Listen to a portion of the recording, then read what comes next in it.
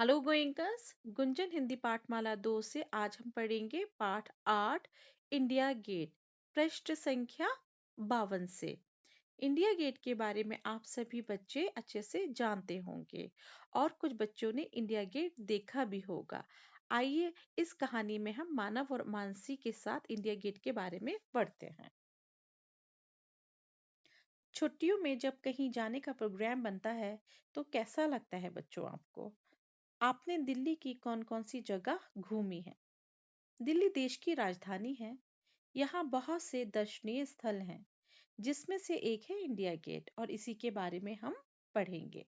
जीवन मूल्य, पर्यटन, हवाई यात्रा का अनुभव, पिकनिक का आनंद, पारिवारिक प्रेम, गूगल से जानकारी।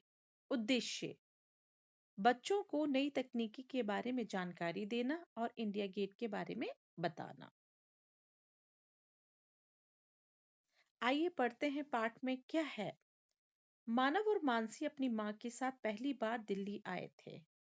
दोनों ने पहली बार मुंबई से दिल्ली तक की यात्रा हवाई जहाज से की थी। ताऊ जी और मिनी दी उन्हें लेने हवाई अड्डे पर आए थे। हवाई अड्डे से घर तक कार से गए। रास्ते में एक बड़ा सा द्वार देखते ही मानव बोला, देखो दीदी, यहाँ भी गेटवे ऑफ इंडिया है। मिनी दी ने बताया, मानव, इसका नाम इंडिया गेट है। देखने में जरूर गेटवे ऑफ इंडिया की तरह लगता है। मानसी बोली, तो क्या और शहरों में भी अलग अलग नाम से ऐसे ही गेट है? मिनी दी ने समझाया, तुम्हारे इस सवाल का जवाब घर पहुंचकर गूगल सर्च करके दूंगी। अभी तो इतना और जान लो कि ऐसी एक इमारत पेरिस में भी है, जिसे आर्क दी ट्रायम्फ कहते हैं।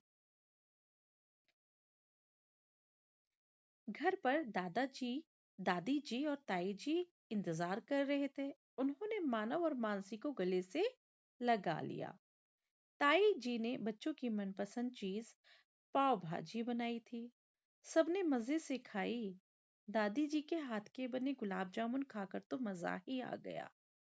सब लोग दादी जी के कमरे में उनकी रजाई में दुबक कर बैठ गए। मानसी बोली, मिनी दी, अपना आईपैड लाइए ना, इंडिया गेट के बारे में बताइए।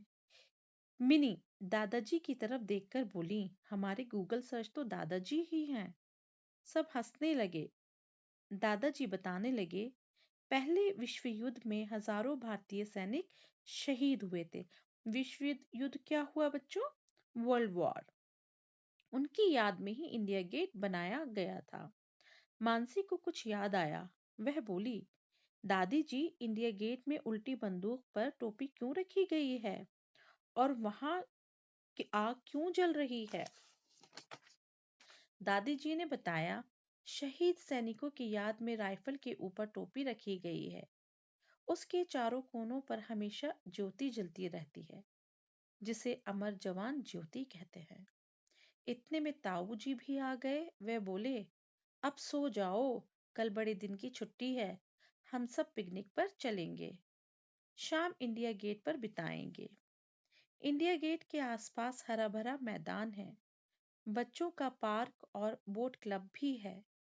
फव्वारों के पास ठंडी हवा का आनंद उठाया जा सकता है। रोज शाम को इंडिया गेट बिजली की रोशनी में नहाता है। यहाँ से राष्ट्रपति भवन, संसद भवन, राष्ट्रीय संग्रहालय तक का नजारा देखा जा सकता है। हम वही सब देखने चलेंगे। बच्चे एक साथ बोले, अरे वाह, बहुत मजा आएगा।